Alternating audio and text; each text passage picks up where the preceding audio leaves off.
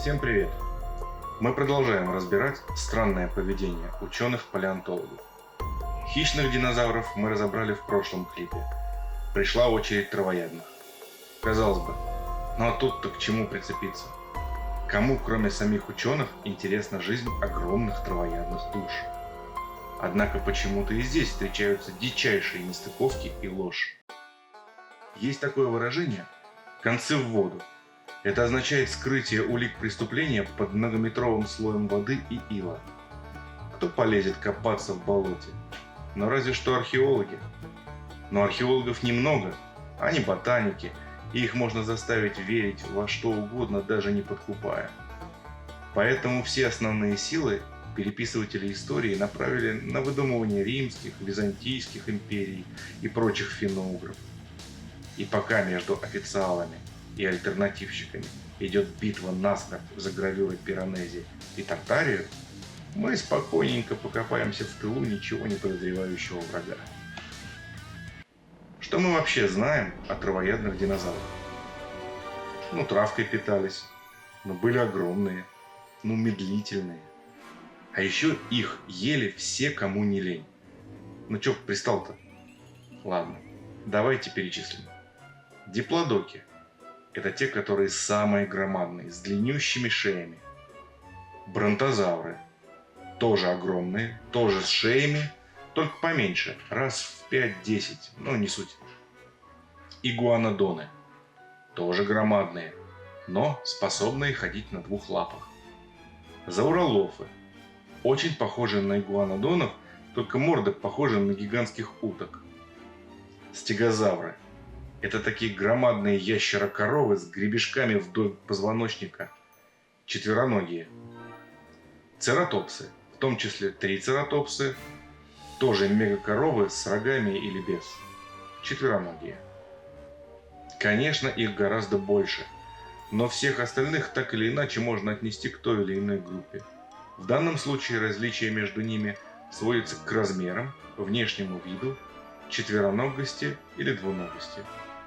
Может быть, когда-нибудь я разберу и эти детали, но в данном случае нас интересует одно – они все травоядные. И если вы попытаетесь выяснить, а какими конкретно травами они питались, то информация будет крайне скупая. Травка, листочки – все. Оно и понятно. Спустя миллионы лет в желудках окаменелостей не осталось не только следов растений, но и самих желудков. Так что ж, ситуация безвыходная? Возможно. Но если желудок ничего не может нам сказать в силу своего отсутствия, то, может быть, скажут скелеты и черепа? Почему бы и нет? Посмотрим повнимательнее, что нам скажут кости самых огромных динозавров – диплодока и бронтозавра. Зубы прямые и ровные.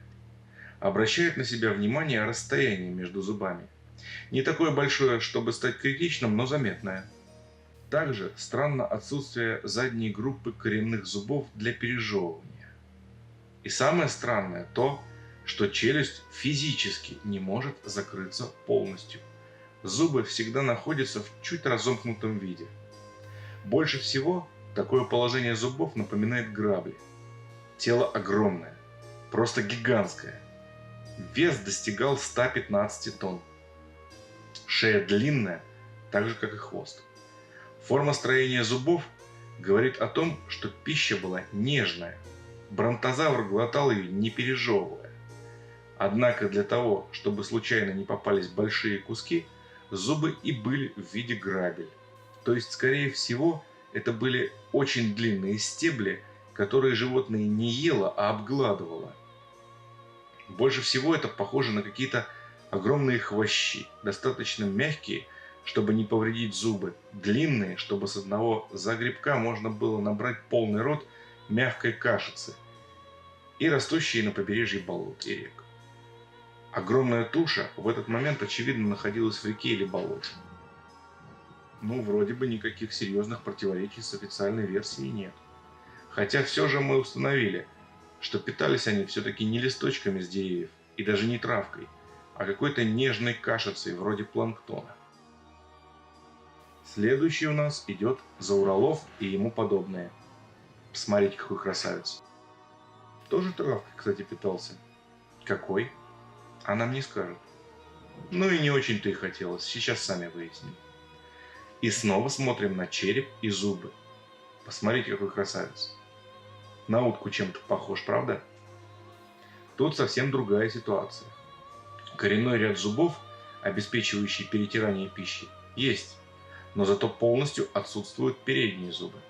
Ни тебе клыков, ни резцов, никаких, даже граблеподобных. Зато есть подобие плоского клюва и странный гребень, а еще передние лапки раза в 2 меньше задних. Наверное, поэтому ученые часто ставят его на задние лапы. А знаете, для чего этот гребень? Ну, самок призывать трубным голосом, для чего же еще? А питался травкой. Это не я так сказал, Википедия говорит. А вот я думаю иначе. Жил этот товарищ в прибрежной полосе и ходил на 4 лапах. Но ведь тогда его голова окажется очень низко, может даже под водой. Правильно, под водой, а гребень над водой. Им он и дышал, как аквалангист через трубочку. Но что он искал под водой? Чтобы не обвинять меня в притягивании фактов, посмотрим, что нам скажет Википедия про современные виды клювов. У зауролофа плоский клюв, снабженный задними резцами. По классификации Вики это так называемый водный тип клюва. Позволяет кушать выскальзывающую пищу – рыб, ракообразных, моллюсков, червей. Посмотрите на современных травоядных. У всех есть передний ряд зубов, а еще большие и мощные подвижные губы, потому что растения нужно схватить и иногда перегрызть стебель. Плоским клювом этого не сделаешь. А вот удержать в таком клюве червяка или крабика надо с удовольствием.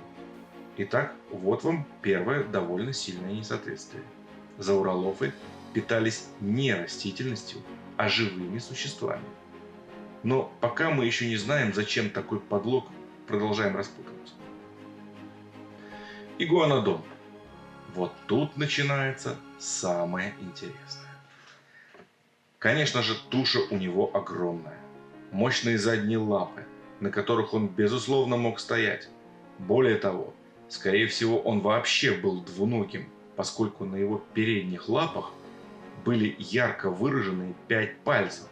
Причем это были полноценные руки, служащие для хватания, а не для бега. Причем большой палец у него представлял из себя ярко выраженный коготь. Зная наших ученых, уже одного этого признака достаточно, чтобы отнести его к плотоядным. Но все испортил череп. Ни тебе клыков, ни тебе просто острых зубов. Так что приговор ученых окончательный. Травоядное. Глянем на череп. Итак, есть ряд перетирочных зубов. Большой, длинный ряд острых перетирочных зубов. Клыки.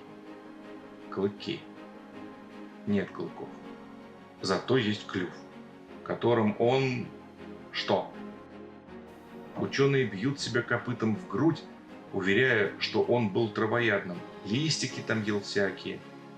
Они природу считают за идиотку. Попробуйте захватить травку клювом. Откуда угодно. С земли, с деревьев. Попробуйте водоросли клювом похватать.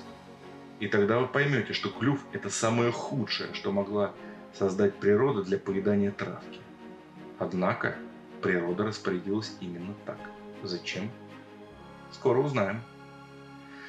А пока что посмотрим еще на одно популярное травоядное мезосойской эры – цератопс и все его семейство – протоцератопсов, трицератопсов, а также их коллег по цеху стегозавров. Но долго рассматривать не будем, просто посмотрим на череп и увидим, что? Правильно, клюв. Не знаю, как вы, а я считаю, что природа гениальна. И если она посчитала, что клюв – это лучшее решение для фауны, значит так оно и есть. Но тогда встает серьезный вопрос. А чем же тогда питались все эти гигантские ящеры? Точно не травой, не насекомыми, ну разве что от случая к случаю. И точно не рыбой. Что ж тогда составляло основной рацион их питания и требовало для своего поглощения клюв? Кое-кто наверняка уже догадался, но я не хочу торопить события, потому что здесь мы подходим к самому интересному. Потому что, возможно, здесь и кроется причина утаивания информации о гигантских ящерах. И об этом я расскажу в третьей части, а именно о растительности и климатических условиях мезозоя. Друзья, никто из нас не застрахован от ошибок. И если в логике моей увидите вы сбой, то не стесняясь, четко, грамотно и без запинок оставьте под видосом гневный комментарий свой.